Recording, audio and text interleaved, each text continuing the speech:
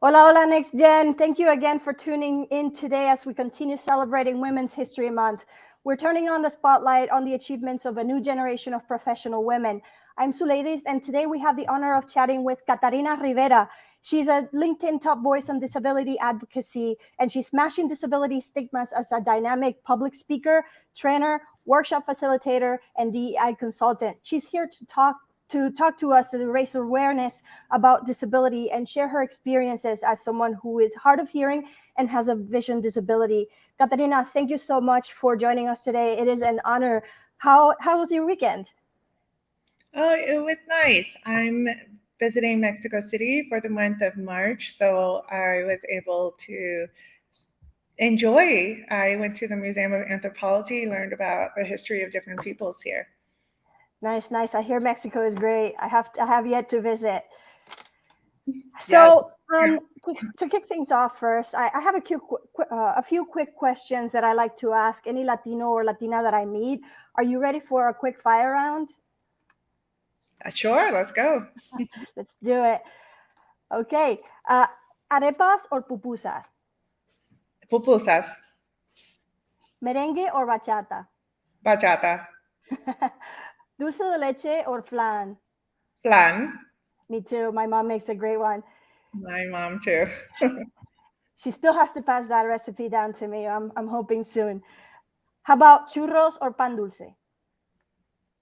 I don't really know what pan dulce is because I feel like that's a generic term. What is it It's for like you? a sweet bread. It's like a puffy sweet bread that you eat.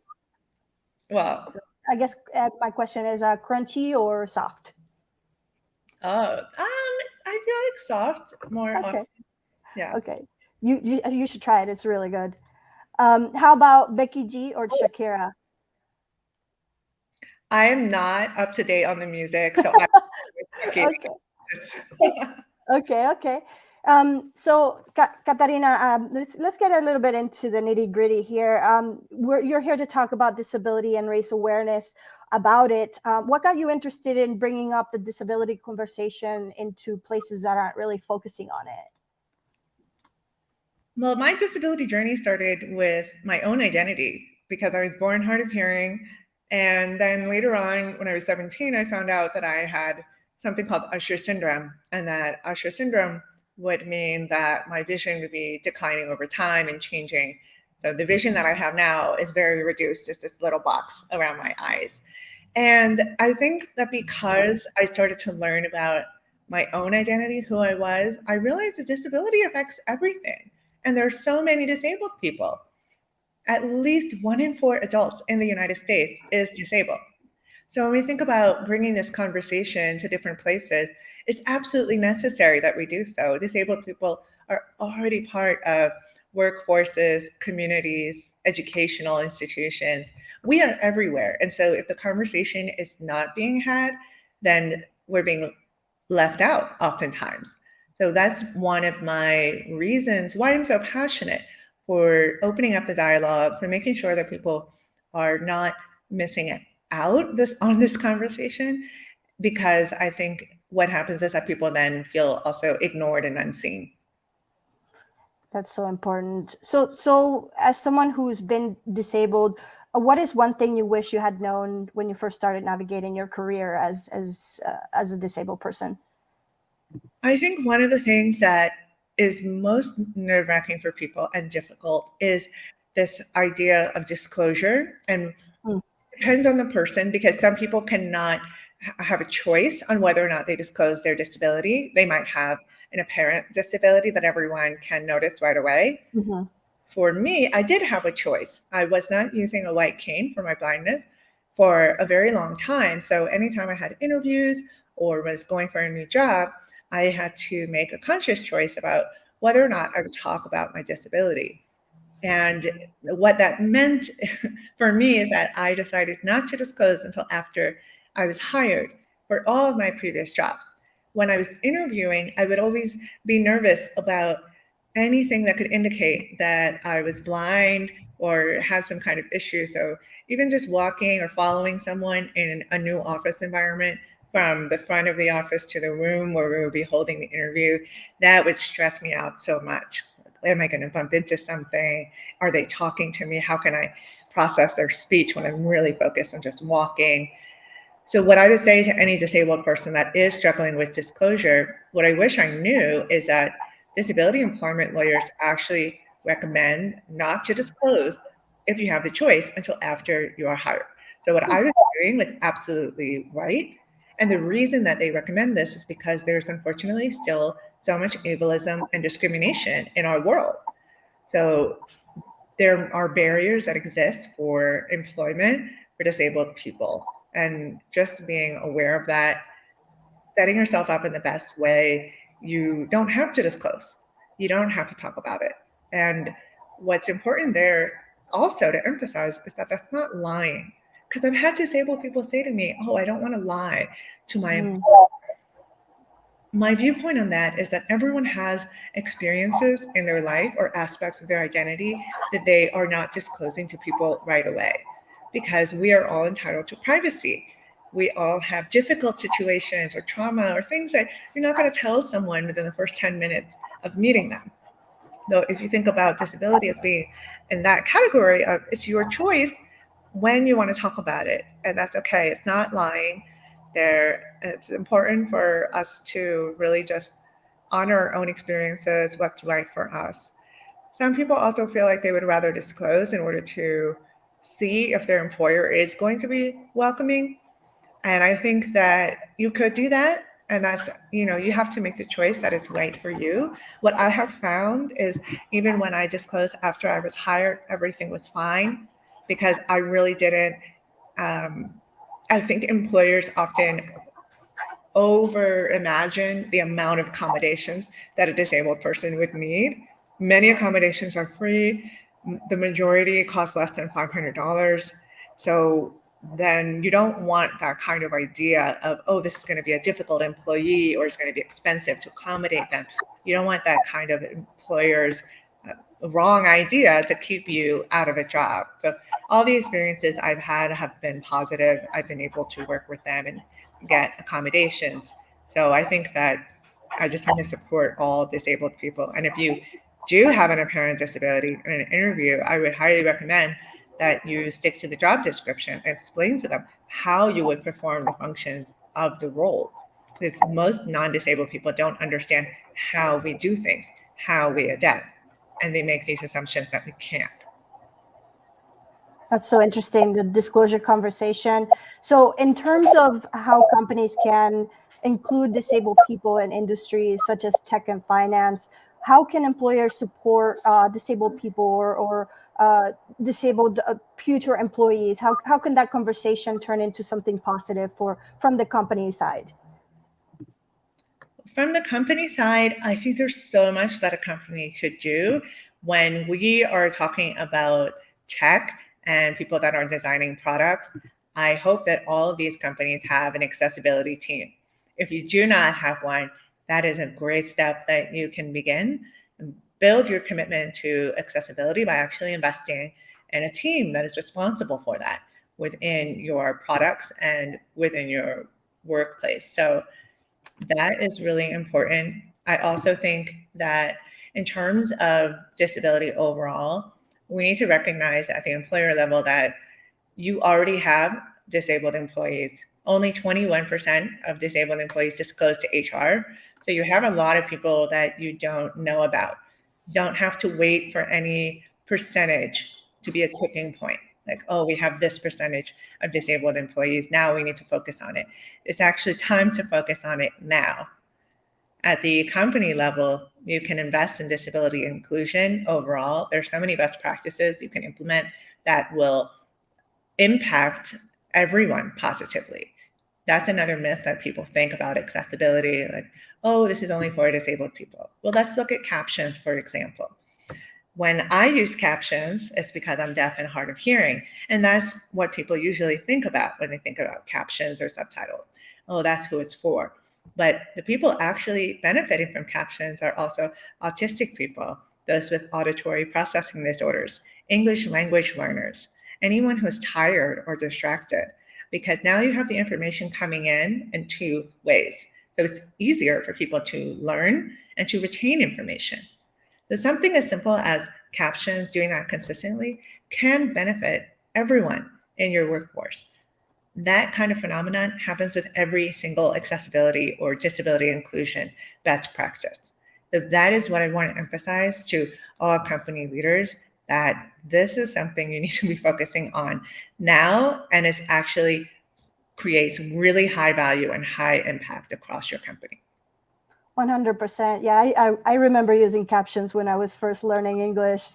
It was such a game changer for me in my journey of learning. So thank you for bringing that up. In terms of people who don't have disabilities, allies, if you will, how can we support including disabled people in industries that are not whose primary focus is not disability? And like, what are some strategies that you recommend for bringing disability into the conversation? Well, one thing that I can say for anyone who wants to be an ally, if you're non-disabled, first of all, just begin your learning journey and continue it. Start learning about disability. There are tons of resources. I have a free ebook on my website that's all about accessibility best practices. I highly recommend the documentary Crip Camp on Netflix, which is also available for free on YouTube. You are on social media, I'm sure. You can follow disabled creators. We are creating so much amazing content on Instagram, LinkedIn, TikTok, wherever you are, we are. So just doing these small things, reading books, and continuing to learn, I think is really important. Now, if you're in a workplace setting or you're in a meeting and you want to be an ally, but you're not really sure what's the right thing to do, I really recommend you just be the person to bring it up in the conversation, because that's sometimes all, like, the best thing you can do is just ask the question, bring it up. When you could say, have we considered disability? Right. Have we considered accessibility? Yeah. Let's pause a moment and let's think about that. And what else do we need to learn, or what information do we need to get? But you can just be the one to ask the question. And that can make a huge difference, because disabled people, we're often exhausted from advocating for ourselves, advocating on behalf of our community. And it is amazing when someone else speaks up for us in that way. And that's taking real action. So you are saving someone else from the energy of having to advocate. And also, you're assuring that we're thought about even in rooms where we are not. Here. Yeah, especially for me, it's the alt text on the visuals. Like that's something that I keep on trying to remember all the time. So thank you for that. So let's talk a little bit about you. You are doing all of the things for disability and bringing awareness. That must take a little bit of a toll on you, as you mentioned. It can be a little tiring. How do you manage to stay sane and take care of yourself amidst all of these things that you're doing, which are great? Thank you. And so, ladies, I forgot to mention to you that I wanted to just edit that question so that we don't stay sane, because Right. I want to be respectful of those with mental health conditions. Thank you for that. Yes. Of course, which is also under the disability community, the disability family. So, absolutely. Thanks for calling me out. I appreciate it. I guess a correction to that question would be, what is your self-care like? yes. Oh, I love that you're asking about this, and I really thought about not just the work part of what we do as humans, but also the self-care and the real life, like living a good life, which is, while I have my mission is to create a more inclusive and accessible world. I recognize that I can only do that if I am pouring into my own cup, if I'm taking care of myself. So some of the things that I really strive to do are have boundaries with my phone time and my technology. I'm not perfect at it, but I do put my phone on airplane at night, and then in the morning I focus on doing my morning routine before turning on my phone. And that really helps me, I think, to just have that separation. And so That's one thing. In the morning, my morning routine is really, really helpful. It has a little bit of different practices. It's called Miracle Morning. And so that's like a book, but it's really combining best practices from different cultures, like meditation, visualization, affirmations, exercise, reading, and gratitude. I do a gratitude journal. So when I do those things, I feel great. I feel like I've given myself so much energy and time, and I'm ready to take on the day. Um, Other than that, I really just enjoy my time with my friends. I'm traveling full time and having adventures, and I don't work on the weekends, most weekends. So that has really helped me to have balance in my life because I care about my health and my happiness, and that's very important to me. As an entrepreneur, it can be hard that we can feel pressure to always answer all the emails right away and respond to those urgent requests. So anything that I can do to quiet myself and not stay in that mode of, okay, respond right now and respond to all the notifications, then I feel like I'm more centered. Self-care is so important. I struggle with it a lot. So thank you for those tips. I appreciate that. So going on, piggybacking on that, do you have any unique hobbies or interests that you do that bring a smile to your face? What makes you special and like what's your hobbies? Yeah, so I have like my hobbies that I talk about publicly that people do know if they follow me on Blindish Latina. Like I love salsa dancing. Really? Yes, I do. I really, really love it.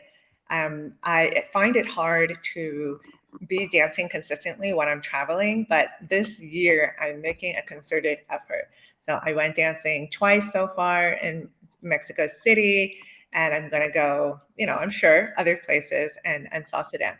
So that really makes me smile and makes me feel kind of just completely present and in the moment. I don't think about anything else. So I love that. Another interest of mine is tea, and I love Japanese tea, green tea.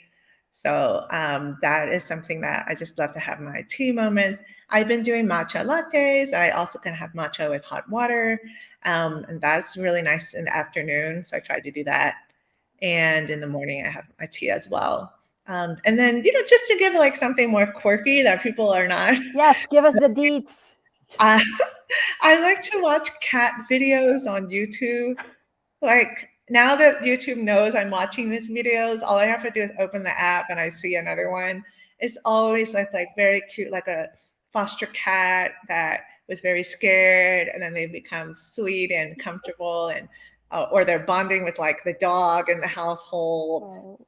So I just love those, and those make me smile a lot. Just having a little dose of cats every day. Yes, I also share that. I like to look at YouTube of cats being silly and like getting stuck in boxes and not being, it's like so funny.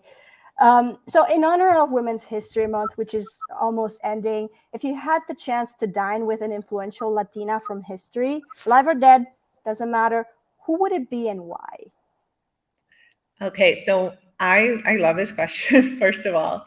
And if I'm being very, very honest, which I'm sure maybe other people have picked her, I'm very curious. I want you to tell me if anyone has picked her yet. But I would have to dine with Frida Kahlo. I would have to. She's Yes, my she has come up. Yeah. yes. I like okay. I know other people are gonna pick her, but I still have to pick her. I have to be honest and truthful because I love her so much. She's a disabled, or she was a disabled Latina woman. And so just have Yes. intersection of identities the same that I have. I just connect to her stories so much. And I love art. She is my favorite artist. I love how she painted her pain, she painted her story, and she also painted herself so powerfully, really kind of deconstructing like beauty standards of the time. And even today, what Mhm. her self portraits do not conform with today's beauty standards. So I would love to just be in her space, hear her speak, and be even a witness to her creativity. Like how cool would it be to see her paint and conceptualize one of her paintings? Absolutely. I would also dine with her. like you said, her depiction of her own pain is so powerful. Invite me if you ever have the dinner party. So let me ask you something. Do you have any upcoming projects or initiatives that you can share with us that you're excited about? We'd love to know how we can support you. Okay, well, that is such a lovely question. I definitely would. One way that people can support me is to watch my TEDx talk on YouTube. It's only 11 minutes long. It's called Creating Inclusive Workplaces for All. But you can just put my name, Catarina Rivera TEDx, in the search bar, it'll come up. And the talk is my core message. It's designed to help people understand disability inclusion and the mindset that we need to have as leaders. So if you like it, please share it with someone else and keep spreading it. I'm really proud of it. It was very challenging to put it together, and you just feel so much pressure in that moment. But I am very happy with how it turned out. So the TEDx talk is one way. Another way people can support is joining my email list, which I have a link to on my website or on Instagram. You can follow me there. So just supporting my work. And if something speaks to you, if something that I'm sharing resonates with you, share that with someone else. I'm a public speaker, so anytime that I can have my voice spreading and sharing, then that helps me to get more opportunities for my work. Absolutely, we're honored to have you and have you spread the information and the insights. Thank you so much for joining us. Up next, we have Ashley K. Stoyanov, Catarina, and she will talk about how she became a writer and what are some of the things that our Next Gen Collective audience can think about if they were thinking about starting to write their own books, or if they're struggling with the publishing industry. We're ending it with a bang, actually, where she is our last professional woman who will be part of our series. Sadly, the month is ending, but Women's History Month is made every day, so we're ending it kind of with a bang. She will be giving, she will share her inspiring journey, but also one lucky attendee of our series will get a free copy of her book, so don't miss that. That's going to be amazing. Catarina, I will also look at your YouTube, and I'll put the link on Discord. And if you have any other links or anything that we can share with our audience, that would be amazing. We would love to support everything that you're doing. Join us on Discord, you guys. The conversation will continue even though the month is ending. We will still use Discord as a way of connecting with one another and share links like Catarina's TED Talk. Catarina, a pleasure. Thank you so much for having me. And I just want to shout out Ashley. I do know her. She's fabulous. So if you're watching this, definitely show up for the conversation with her. You will learn so much. So thank you again, ladies, for having me. All right. I'll see you around. Bye.